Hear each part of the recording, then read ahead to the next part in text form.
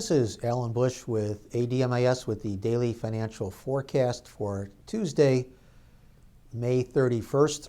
Starting out with the stock index futures, we are seeing prices a little bit better today, even though the economic reports that we had this morning came out on balance a little bit weaker than expected.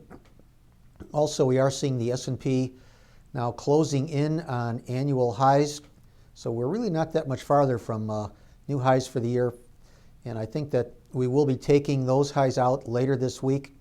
Still thinking that longer term, the main trend is higher for all of the major stock index futures. Now, moving over to the currencies, the dollar index trading to an 8-week high in the overnight trade. A little pressure, though, more recently with these economic reports coming in a little bit weaker on balance. Longer term, though, the dollar index is likely to hold up relatively well as interest rate differentials continue to support the U.S. dollar index.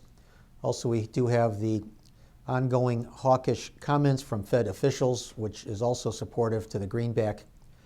Seeing the euro currency higher, this after the German unemployment rate fell to a record low of 6.1%. Also, the British pound holding up relatively well, even though more recent data showing that the Leave camp is starting to do a little bit better. That's the referendum for the UK to leave the European Union, and that referendum will be held on June 23rd. Also, we're seeing the Australian dollar doing better.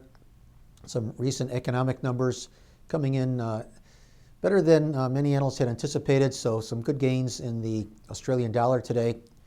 But the Treasuries under pressure, almost a full point lower in the 30-year bonds. This primarily due to the hawkish comments as of late, especially with Janet Yellen's comments on Friday indicating that there could be a near-term rate increase if the data permits it. Our feeling is that the trend for the 30-year bonds is probably lower, as we are actually seeing overall economic numbers coming in a bit better than expected, although that was not the case today. But the hawkish Fed seems to be dominating, and that is taking the entire complex lower. So we have to remain a bit bearish for the interest rate futures markets. And in the precious metals, all of this hawkish Fed rhetoric putting some pressure on the gold and silver, but I think we are at a very significant support area. So I think this is a level to be trading from the long side for gold and silver. Still thinking that the main trend is higher. Still looking at 1450 as a long-term chart objective on the upside for the gold futures. So good trading, everyone. And once again, remember, these are my opinions alone and are not the opinions of ADMIS or Archer Daniels Midland.